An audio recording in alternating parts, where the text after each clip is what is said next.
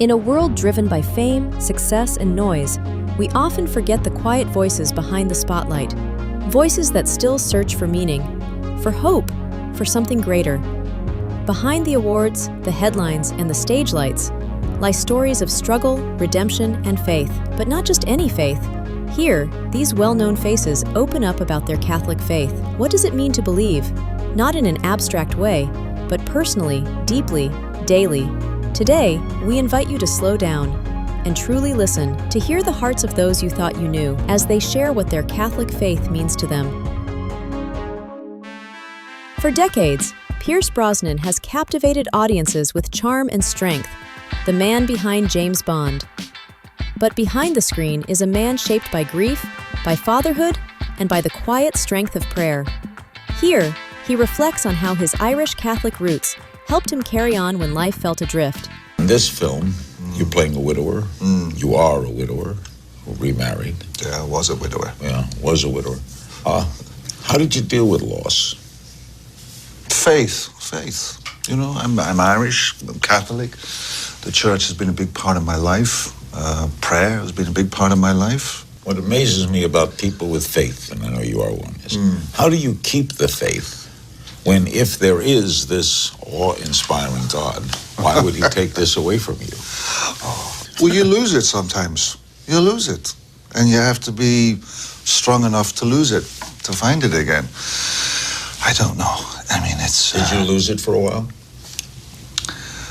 Oh, God, did I lose it? Yeah, there was a certain loss, there was a certain adriftness within my own heart and life and where I was going and what I was doing and how I was going to carry on. But then, you know, you look around and you have children and they look to you for support. And you better straighten up and fly right and just be there for them and put on a brave face and meet the day. He's the fighter who never stays down, on screen and in life. Raised Catholic, lost in fame, and reawakened through struggle. Sylvester Stallone shares how surrendering to God brought clarity, direction, and purpose back to his journey. Well, as far as the journey, I understand you personally have had an extraordinary spiritual reawakening. You want to tell us about it? Well, it is. You know, there was a time in there where I was very strict Catholic, and then when I got to Hollywood, and all of a sudden you're given the key to the candy stores, and temptation abounds, and I started to believe my own publicity. No question, I admit it. I just lost my way. But every time I came back to Rocky, I was given a new shot in the arm, a new reawakening, and then I would abuse it again. And finally, it led to about 12 years of I just was spiraling down, and finally I said, I got to stop. I have to get back to basics. And I really decided to take things out of my own hands and put it in God's hands, because I always felt I was chosen to do something. I was never a writer. I was never an exemplary student. All of a sudden, one day, I started writing Rocky. I wrote it in 3 days, and it wins the Oscar. And I cannot assume that I did this all on my own. I really do not believe that for a second. And I feel the same thing with the last film, that there was a calling. I wanted to do it. And for some reason, I think, Pat, right now, it's a perfect message for what's going on, right? You know, the world's in upheaval. We don't have certain individuals we can look up to. And Rocky's a humble man who really believes in sacrificing himself for the good of others. You know him for his wit, but here, Stephen Colbert speaks from the heart. One freezing day on a Chicago street, a stranger handed him a small green Bible. What happened next would completely change his life and his understanding of Christ.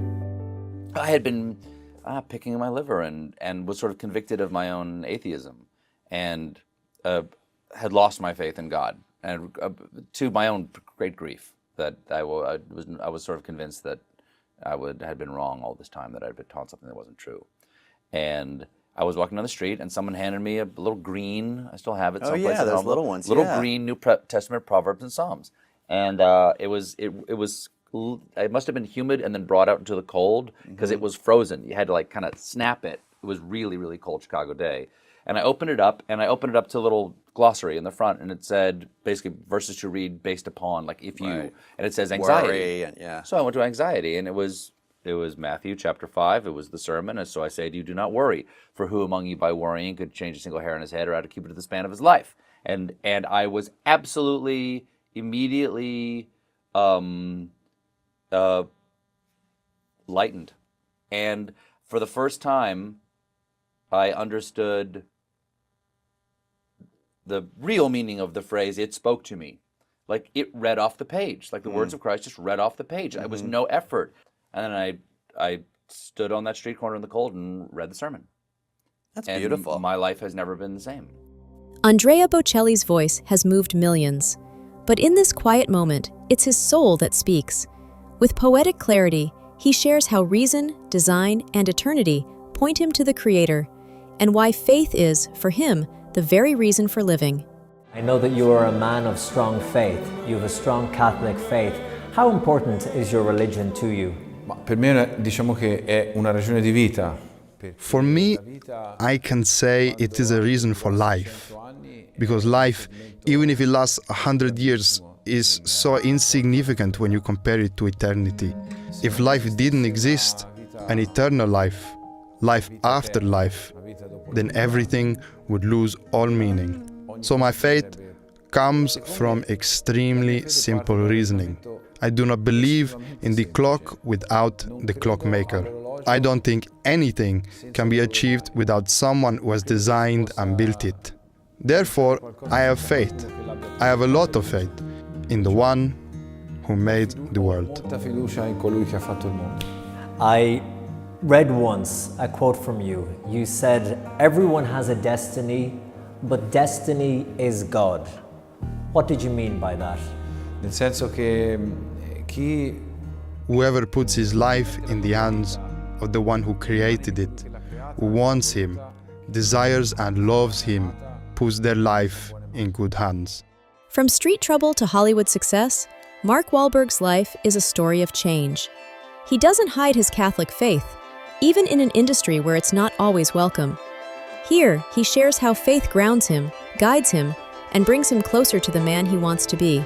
Your faith means so much to you. Have you always talked about it, or did you feel at some point like, okay, I have a platform here and I just want to share this part of my journey? I have. You know, it's a balance. I don't want to jam it down anybody's throat, but I do not deny my faith. That's an even bigger sin. You know, it's not popular in my industry, but, you know, I cannot deny my faith. It's important for me to share that with people, but I have friends from all walks of life and all different types of faiths and religions. So, you know, it's important to respect and honor them as well. Yeah. What does it mean to you, your faith? Oh, it's everything. It really has. It's afforded me so many things. Obviously, you know, God didn't come to save the saints. He came to save the sinners. We've all had things and issues in our lives, and we want to be better versions of ourselves. And through focusing my faith, it's allowed me to do that. And I know a lot of people have been challenged with COVID and everything else. I mean, I was away from people and church and community and connection for a long time. But, you know, with people who are wearing masks and they want to, you know, stay away from each other, we want to bring people together. Community is a big part of a faith practice, absolutely. And the world affords you a lot of comfort, but we're not made for comfort. We're made for greatness. And in order to be greatness, we got to be in the fight to get the rewards. In Hollywood, it's not always easy to speak openly about religion. But Chris Pratt doesn't shy away from it. To him, being Christian isn't about performance. It's about being real. And he's unapologetically open about what Jesus means in his life. It's funny, from my understanding, the way I've seen it really, and I've worked in Hollywood now for a few years, and for the most part, you know, it gets, some people will accuse, I think, Hollywood of being very far left and being very progressive and thus, like, resistant to any type of religious ideas. But it seems they're kind of open to anything, including religious ideas. You know what I mean? So like, I've never had anyone in Hollywood say, hey, stop saying that. And I think that there's this narrative that exists out there that Hollywood is anti-Christian or anti-religious, but it's just not the case. They're kind of not anti-anything. You know, they're kind of pro whatever's authentic to you. And I like that, because for me, it's authentic for me to be pro-Christian, pro-Jesus. That's my thing. You know, I like it. And I've never had anyone try to shame me to my face. Maybe they go say it behind my back, but if that's the case, go ahead. You say whatever you want about me. Bono has spent a lifetime calling the world to love, justice, and peace. But here, he gets even more personal. He speaks plainly about Jesus, not just as a good teacher, but as the Son of God. This is Bono at his boldest, and perhaps his most sincere.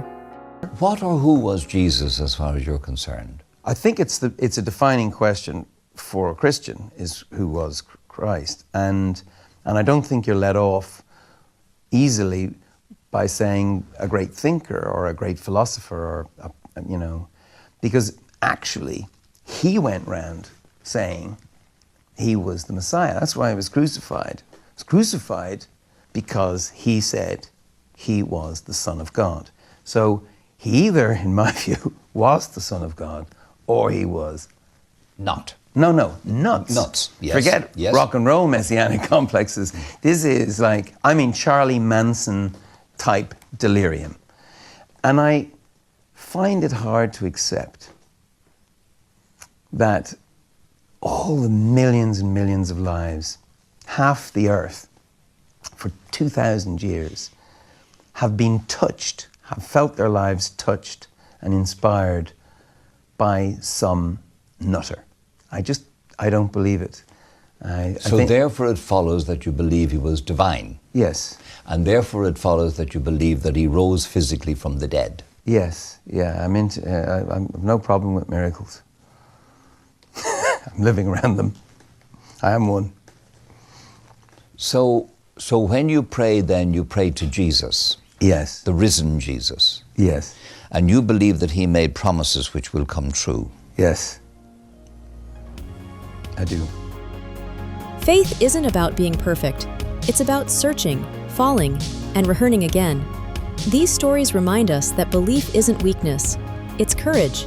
It's not about hiding from the world. It's about stepping into it with hope. Now we want to hear from you. Which moment touched you the most? Or what role has faith played in your journey? Drop a comment below. And if you found meaning in these voices, don't forget to subscribe to Catholic Snack. More stories of faith, real, raw, and honest, are on the way.